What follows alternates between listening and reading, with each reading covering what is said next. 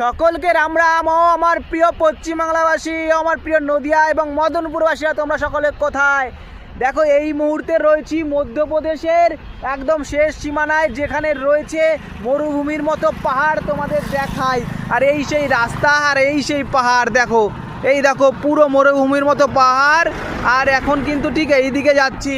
আর তোমরা সকলেই জানো, 4 ধাম 12 জ্যোতির্লিং সম্পূর্ণ ভারতের যাত্রা করছি। আর এই সাইকেল নিয়ে আজ যাত্রা চলাকালীন 299তম দিন। তা বন্ধুরা, এর মধ্যে আমাদের 7টা জ্যোতির্লিং, 2টো ধাম দর্শন হয়ে গেছে। তোমাদের অনেক কিছু দর্শন করিয়েছি, এর আগে অনেক কিছু দর্শন করাবো। কিন্তু একটা জিনিস কি বন্ধুরা জানো, বাঙালি হয়ে পশ্চিমবাংলা থেকে সাপোর্ট পাচ্ছি না, এটাই এখনো পর্যন্ত। তা অন্য লোক তো আমাদের সাপোর্ট করছে, তোমাদের দেখাচ্ছি ভিডিওতে বিভিন্ন রাজ্যের লোক, কিন্তু বিশেষ করে আমি তো বাঙালি, তাই আমি আশা করি পশ্চিমবাংলা থেকে সাপোর্টটা বেশি আসবে। তা বন্ধুরা, তোমাদের কাছে ভিডিওটা পৌঁছায়।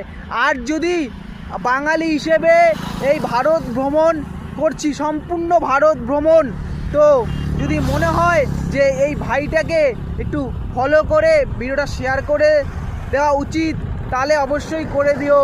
কারণ তাহলে তোমাদের শেয়ারে আর আমি ভাববো যে তোমরা সকলে আমাদের পাশে আছো।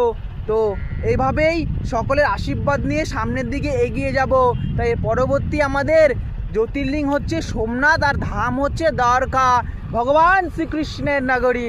তা বন্ধুরা, তোমরা সকলে ভালো থেকো। আর যদি মনে হয় তাহলে অবশ্যই ভিডিওটা শেয়ার করে দিও, আর প্রেম থেকে লিখে যেও হর হর মহাদেব।